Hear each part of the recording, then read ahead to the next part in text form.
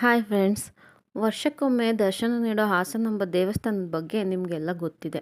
ಹಾಗೆಯೇ ಗರ್ಭಗುಡಿಯ ಮುಂದೆ ಇರುವ ಸೊಸೆ ಕಲ್ಲಿನ ಬಗ್ಗೆ ಹೇಳಬೇಕು ಅಂದರೆ, ಒಬ್ಬಳು ಸೊಸೆ ದಿನ ಹಾಸನಾಂಬ ದೇವಸ್ಥಾನಕ್ಕೆ ಹೋಗ್ತಿರ್ತಾಳಂತೆ. ಆದರೆ ಅವಳ ಅತ್ತೆ ಅವಳಿಗೆ ತುಂಬಾ ಹಿಂಸೆ ಕೊಡ್ತಿರ್ತಾಳೆ. ಯಾವಾಗಲೂ ದೇವಸ್ಥಾನಕ್ಕೆ ಹೋದರೆ ಮನೆ ಕೆಲಸ ಯಾರು ಮಾಡ್ತಾರೆ, ಹೀಗೆಲ್ಲ ಹಿಂಸೆ ಕೊಡ್ತಿರ್ತಾಳೆ. ಒಂದಿನ ಸೊಸೆ ದೇವಸ್ಥಾನಕ್ಕೆ ಹೋಗ್ತಾ ಇರೋದನ್ನು ಅವರ ಅತ್ತೆ ನೋಡ್ತಾಳೆ. ಆಗ ಅತ್ತೆ ಏನು ಮಾಡ್ತಾಳೆ, ಯಾವುದೋ ಒಂದು ವಸ್ತುನ ತಗೊಂಡು ಆ ಸೊಸೆ ಮೇಲೆ ಎಸಿತಾಳಂತೆ. ಅದರಿಂದ ತಪ್ಪಿಸ್ಕೊಳ್ಳೋಕ್ಕೋಸ್ಕರ ಸೊಸೆ ಏನು ಮಾಡ್ತಾಳೆ, ಹಾಸನಾಂಬ ಗರ್ಭಗುಡಿಯ ಒಳಗಡೆ ಹೋಗಿ ಬಾಗಿಲನ್ನು ಹಾಕೋತಾಳೆ. ಆಗ ಹಾಸನಾಂಬೆ ಆ ಸೊಸೆಯನ್ನು ಅಲ್ಲೇ ಕಲ್ಲಾಗಿ ಮಾಡಿ ತನ್ನ ಭಕ್ತಿಗೂ ಕೂಡ ಪ್ರತಿ ವರ್ಷ ಪೂಜೆ ದೊರೆಯೋ ಹಾಗೆ ಮಾಡ್ತಾಳೆ.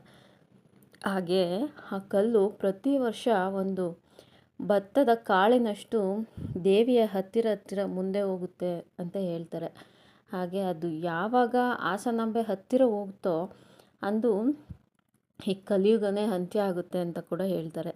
ಇದೆಲ್ಲ ಅಜ್ಜಿ ಹೇಳಿದ ಕತೆ. ಹಾಗೆ ಎಂಥ ಪರಿಸ್ಥಿತಿಯಲ್ಲೂ ಕೂಡ ಭಕ್ತರ ಕೈ ಬಿಡದೆ ಹಾಸನಾಂಬೆ ದೇವಿ ದರ್ಶನ ಇನ್ನೂ ನೀವು ಮಾಡಿಲ್ಲ ಅಂದರೆ ಈ ವರ್ಷ ಆದರೂ ಹಾಸನಾಂಬೆ ದರ್ಶನವನ್ನು ಮಾಡಿ. Thank you.